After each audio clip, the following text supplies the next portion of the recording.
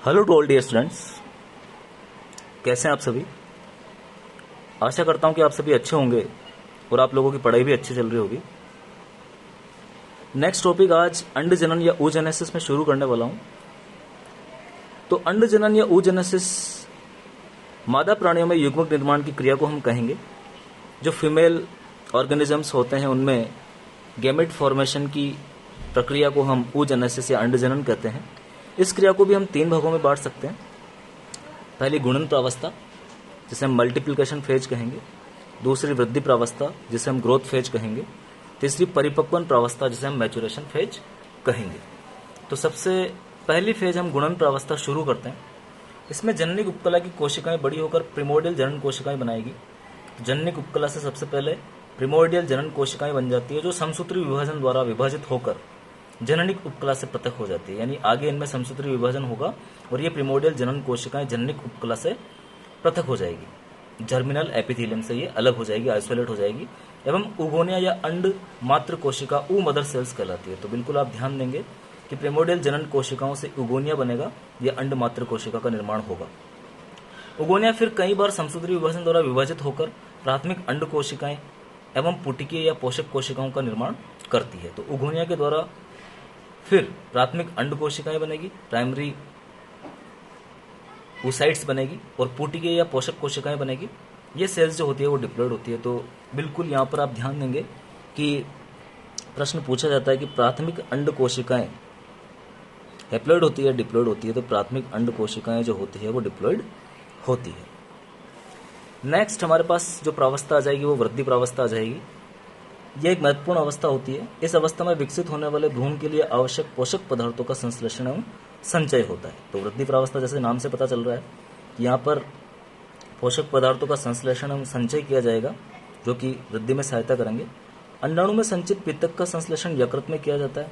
तो ये फिर से इंपॉर्टेंट पॉइंट है, पित्तक का जो संश्लेषण है वो लीवर में होता है। वृद्धि के दौरान प्राथमिक अंड कोशिका के कोशिका द्रव्य, पित्तक की मात्रा तथा केंद्रक में अत्यधिक वृद्धि हो जाती है। तो वृद्धि के दौरान जो प्राइमरी oocyte है उसके कोशिका द्रव्य में, पित्तक की मात्रा में और केंद्रक में अत्यधिक वृद्धि देखी जाती है। वृद्धि प्रावस्था को 2 उप प्रावस्थाओं में हम विभेदित कर सकते हैं। सबसे पहली है पित्तक पूर्व वृद्धि काल, यानी पित्तक के बनने से पहले का जो काल है, जिसे हम प्री वाइटलोजेनेसिस ग्रोथ पीरियड कहेंगे, और एक आ जाएगा वाइटलोजेनेसिस ग्रोथ पीरियड या पित्तक वृद्धि काल।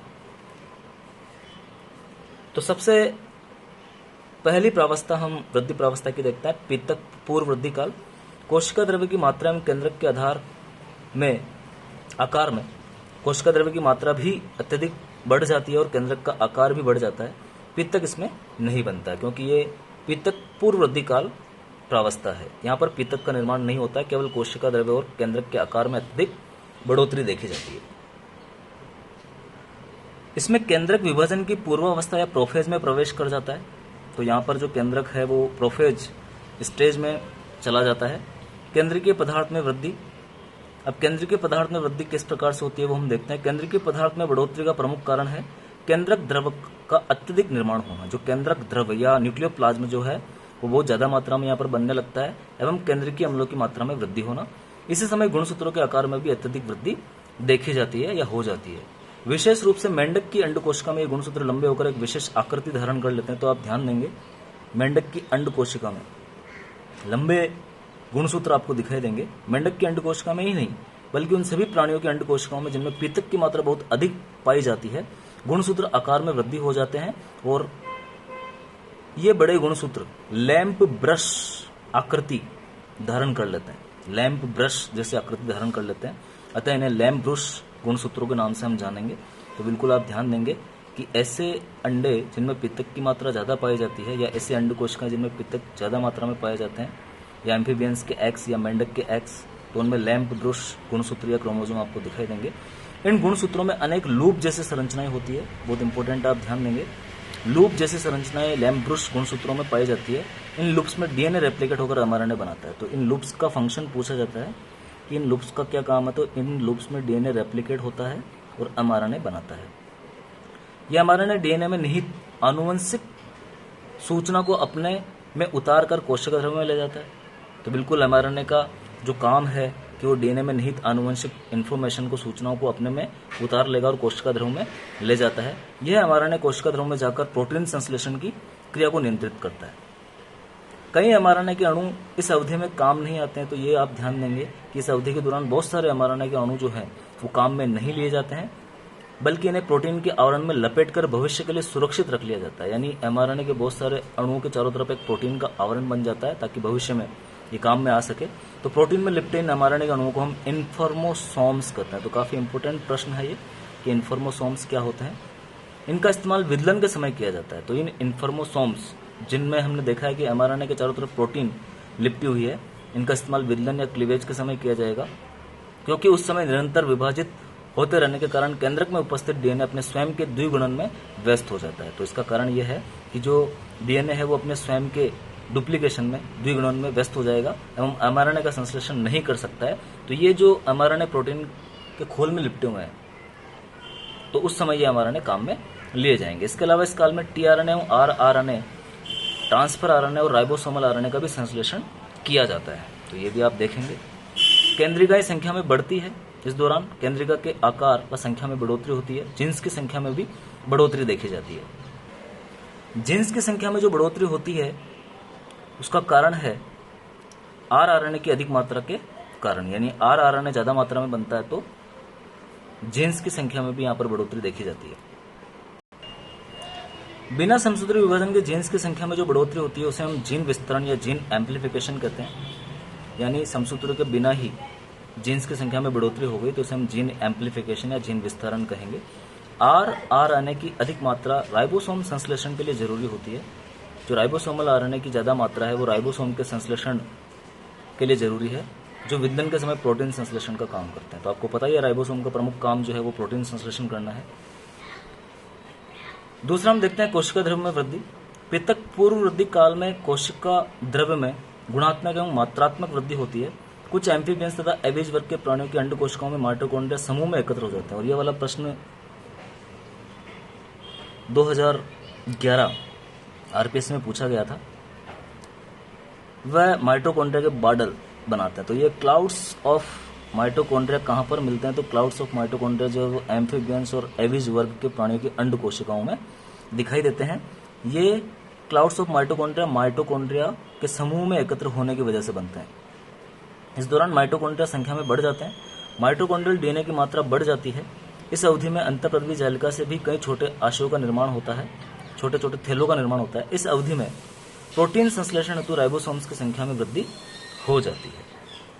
गोल्जिकाय अपने सामान्य कार्यों के अलावा कोर्टिकल कणिकाओं या कोर्टिकल ग्रेन्यूल्स का भी निर्माण करता है। तो आप ध्यान देंगे, कोर्टिकल ग्रेन्यूल्स का निर्माण कौन करता है? गोल्जिकाय करता है। कोर्टिकल कणिकाएं म्यूकोपॉलीसेकेराइड से भरी गोलाकार कणिकाएं होती हैं। यानी कोर्टिकल ग्रेन्यूल्स के अंदर म्यूकोपॉलीसेकेराइड भरा हुआ होता है, जो अंड कोशिका झिल्ली के नीचे कोर्टिकल क्षेत्र में उपस्थित रहती है। यह अंड कोशिका झिल्ली के नीचे पाई जाती है, उसे हम कोर्टिकल क्षेत्र कहेंगे। ये कणिकाएं निषेचन के तुरंत बाद सक्रिय होकर निषेचन कला का निर्माण करती है। तो जो कोर्टिकल ग्रेन्यूल्स है या कोर्टिकल कणिकाएं हैं वो सक्रिय होकर निषेचन कला या फर्टिलाइजेशन मेम्ब्रेन का निर्माण करती है।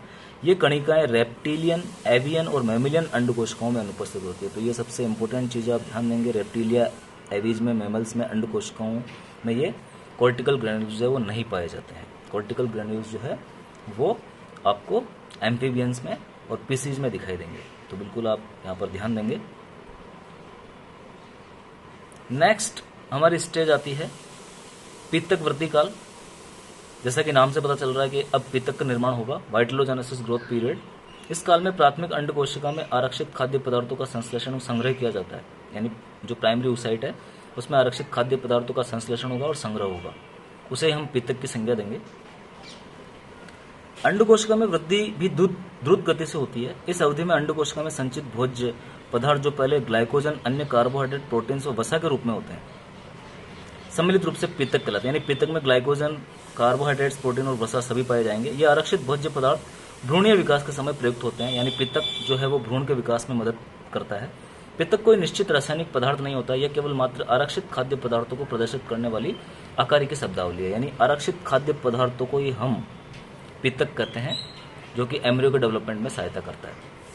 पितक की भौतिक रासायनिक प्रकृति की आगे हम बात करते हैं। पित्तक में उपस्थित विभिन्न रासायनिक पदार्थों की अधिकता के आधार पर इसे प्रोटीनी पित्तक या वसीय पित्तक हम कहेंगे। यानी पित्तक दो प्रकार का हो गया, एक तो प्रोटीनी पित्तक और एक वसीय पित्तक। अधिकांश अंडों में दोनों प्रकार का पित्तक पाया जाता है, तो ये भी आप ध्यान देंगे।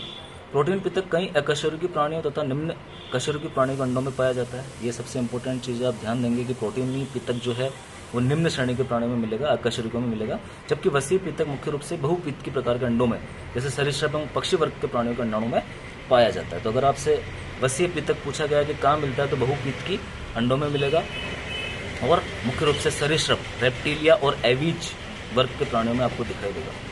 दोनों प्रकार का पित्तक अंडाणुओं में दो अवस्थाओं में पाया जाता है। पहला आपका कणिकामय पित्तक, ग्रैन्युलर यॉर्क हम बोलेंगे, और दूसरा बिंबाणु पित्तक, यॉर्क प्लेटलेट्स इसे हम कहते हैं। तो कणिकामय पित्तक की आगे हम बात करते हैं। जब पित्तक सूक्ष्म कणिकाओं के रूप में उपस्थित होता है, जैसा कि नाम से पता चल रहा है, तो उसे हम कणिकामय पित्तक कहेंगे। इस तरह का पित्तक उन अंडों में पाया जाता है जिनमें पित्तक की मात्रा बहुत कम होती है। इन्हें अल्प पित्त के या ओलिगोलेसिथल अंडे हम बोलेंगे। तो ओलिगोलेसिथल अंडों में ग्रैन्युलर यॉर्क पाया जाता है। इस तरह का पित्तक अकशेरुकी और निम्न कशेरुकी प्राणियों जैसे एम्फिओक्सस के अंडाणुओं में पाया जाता है। तो एम्फिओक्सस में जो पित्तक मिलता है वो कणिकामय पित्तक होता है। इन अंडाणुओं में पित्तक समान रूप से वितरित रहता है, ये अंडे समपित्त की अंडे कहलाते हैं। आइसोलेसिथल एक्स भी इनको बोला जाता है, क्योंकि पित्तक जो है वो एक समान रूप से वितरित पाया जाता है। आगे हम बिंबाणु पित्तक की बात करते हैं। अधिकांश कशेरुक प्राणियों के अंडाणुओं में पित्तक बड़ी बड़ी कणिकाओं के रूप में संचित रहता है।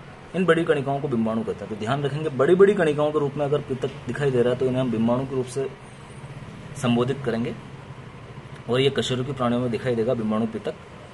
उदाहरण के लिए एम्फीबियन अंडाणुओं में पित्तक बिंबाणु अंडाकार या चपटे आकार के होते हैं। तो एम्फीबियंस अंडाणुओं में आप बिंबाणु पित्तक देखेंगे।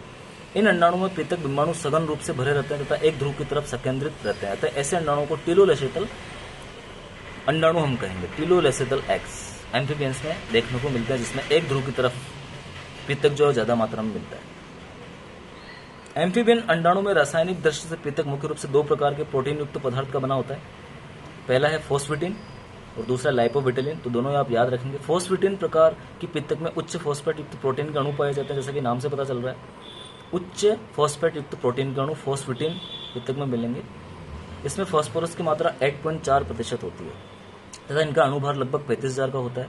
लाइपोविटिलिन प्रकार की पित्तक में प्रोटीन और वसा का निर्माण एक साथ हो जाता है, तो उनका मिश्रण यहाँ पर पाया जाएगा। इसमें 17.5% वसा पाई जाती है लाइपोविटिलिन प्रकार के पित्तक में। लाइपोविटिलिन प्रकार के पित्तक में प्रोटीन के अणुओं का अणुभार लगभग 4 लाख होता है। प्रत्येक पित्तक बिंबाणु में 2 फॉस्फेटिन के अणु व 1 लाइपोविटिलिन का अणु पाया जाता है। तो ये आप देखेंगे, प्रत्येक पित्तक बिंबाणु में 2 तो फॉस्फेटिन के अणु होते हैं और 1 लाइपोविटिलिन का अणु पाया जाता है। ये बिंबाणु पित्तक की संरचनात्मक इकाई होते हैं।